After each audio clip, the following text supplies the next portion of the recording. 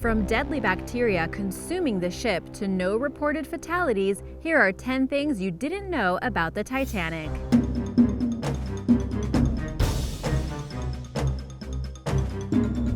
Number 10. The Titanic Songbook.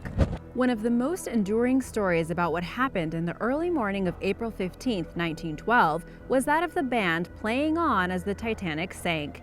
There were 8 musicians led by bandmaster Wallace Hartley. They joined the ship at Southampton and were paid 1 shilling a month for their trouble. Sadly, none of them survived the disaster.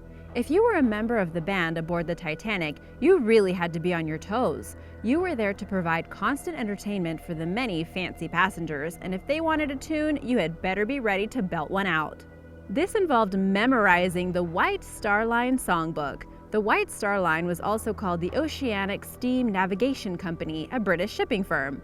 We're not talking a few ditties here. The book contained a total of guess how many songs? 352. The band operated as a kind of living jukebox for the rich and were quite talented. Number 9. The disaster was predicted.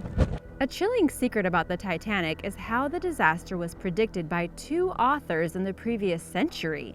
They wrote 2 novellas that described situations similar to what occurred that fateful night in 1912. Both authors aimed to warn readers of the hazards of ocean travel, and they proved to be worryingly correct. T. Stead wrote How the Mail Steamer Went Down in Mid-Atlantic by a Survivor in 1886. Not a catchy title, I know, but the important thing is his depiction of an ocean liner traveling in the fog which strikes another boat and sinks, causing many deaths. The really weird thing is that Stead ended up as a passenger aboard the Titanic. Spooky, right? I've heard of life imitating art, but that's just crazy. Think that sounds incredible? Well, Morgan Robertson had another tale to tell. He may not have perished on the Titanic, but he created a story that mirrored the disaster in some unbelievable ways. The Wreck of the Titan, or Futility, from 1898, featured a ship called the Titan, which was called unsinkable just like the Titanic. The boat also hit an iceberg in April, the very same month. Coincidence or excellent prediction? And now for number 8, but first, while many people think the Titanic was the worst ship disaster in history, it is actually ranked 3rd in terms of loss of life. Can you name the deadliest ship disaster in history? Write your guess in the comments. The answer is coming up. And if you are new here, welcome, and be sure to subscribe before you leave. We'd love to have you. Right, subs? Number 8. Japanese survivor ridiculed. After surviving a terrible tragedy at sea, you'd think people would cut you some slack, right? Wrong.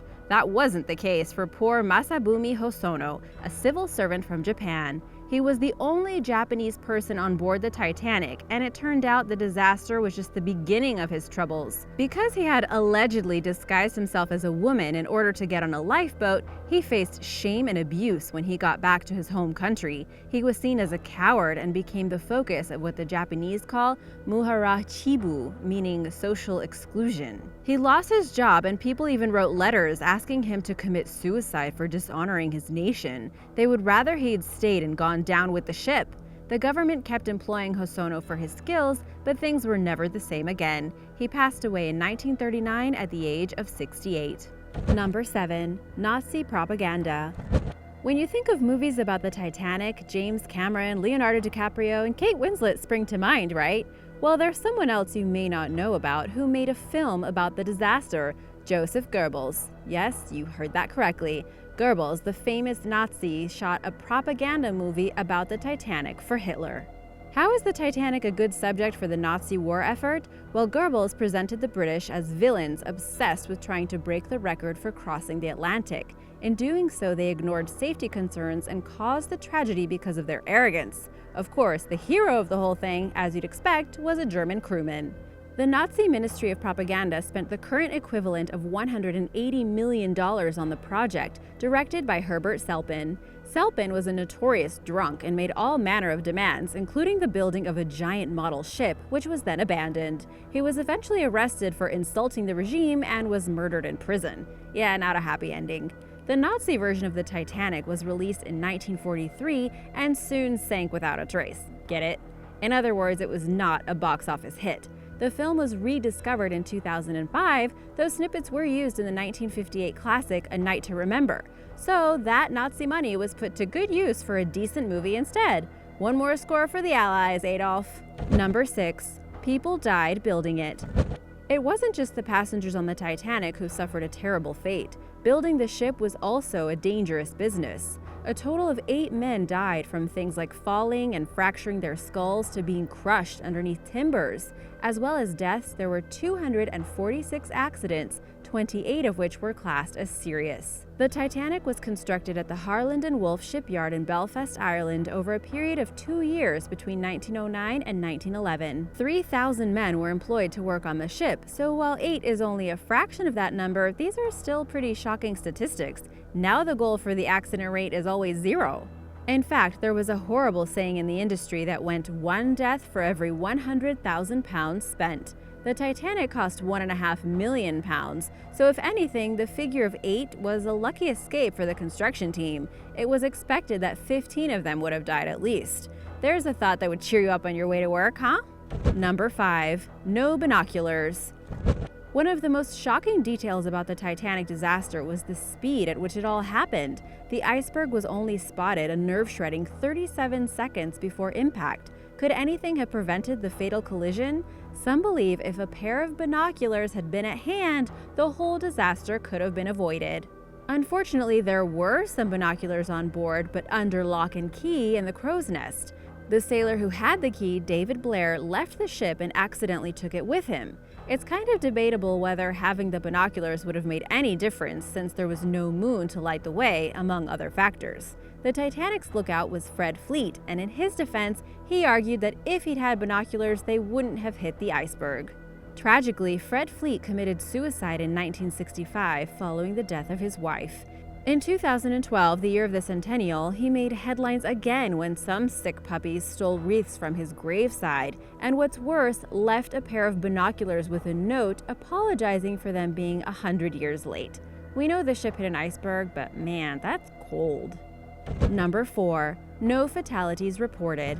Over 1,500 people lost their lives on the Titanic, but when news of the tragedy broke, the reporting was very different. The American press were closer to the action and relayed the terrible news that many had died. However, when it came to countries like the UK, they decided to go in another direction. Because details were sketchy, sources such as the Belfast Telegraph and the Daily Mail reported no fatalities. That's right, the most famous maritime disaster in history, and apparently no one was killed.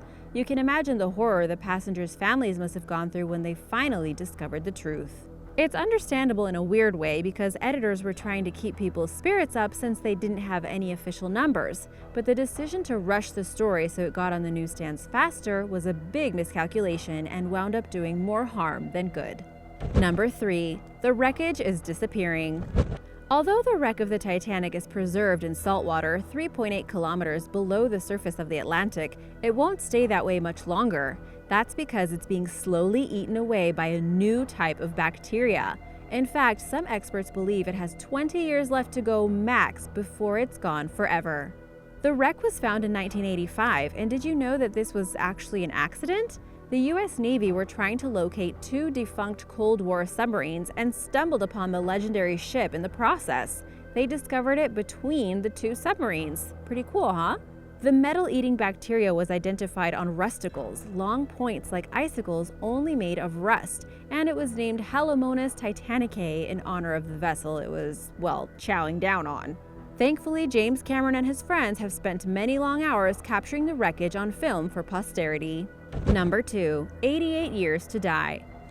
Remember when I told you about the Titanic band? Those guys were as brave as they come. Not only did they lose their lives, but they were also said to have played music as the ship was going down, right until their final moments when they all perished. So you know a little bit about Wallace Hartley, but the story of Roger is quite fascinating. Roger Bricot was a 21-year-old who played the cello. Now you'd think after not being seen again, people would assume that he was dead. However, for some reason, that didn't happen. The battle to get Bricot declared officially dead wasn't resolved until 2000, 88 years later. It's not quite clear why the government refused to declare him legally dead. I mean, it seems like a done deal, right? The poor guy was even branded a deserter because he didn't show up to fight in World War I. I think being deceased kind of excuses you from military service, right? And now, for those of you who guessed, I am sad to say that the deadliest ship disaster in history was the German ship, the MV Wilhelm Gustloff. An estimated 9,400 refugees were killed in the disaster, making it the largest known loss of life occurring during a single ship sinking in recorded maritime history. Number 1. The SS Californian. What you may not know about the Titanic is that another ship was in the vicinity when she hit the iceberg. The SS Californian was captained by Stanley Lord, and he decided to hold back after seeing ice fields in the water. According to reports, he'd actually warned the Titanic about the ice over the radio, but received a rude response in return. You know, unsinkable and all that. Captain Lord then went to bed before being woken by his crew, who had spotted distress rockets being launched from the Titanic. For some reason, Lord didn't think that these were serious and believed them to be signals rather than a call for help. The wireless operator had been stood down for the night, so they didn't receive any communications from the stricken ship. Eventually, another wireless operator started his shift, and when he switched on the radio, all hell broke loose. Captain Lord took the Californian out to the Titanic, but by that stage, another vessel, the RMS Carpathia, had arrived to try and save passengers. Once news broke that the Californian hadn't immediately come to the Titanic's aid, Lord lost his job and spent the rest of his life battling the decision. As for the Californian, well, it was a victim of a German U-boat during World War I, and you've guessed it, sank. He was evasive about the situation when questioned, and his account contradicted that of other crew members. This spelled disaster for Lord's career, but something good did come out of the tragic situation. From that point on, maritime law was changed so that wireless communication at sea stayed open round the clock. It's an important lesson to learn that the sea never sleeps. Thanks for watching! Do you have any secrets about the Titanic that you'd like to share? Be sure to tell us in the comments. Thanks for watching and see you soon!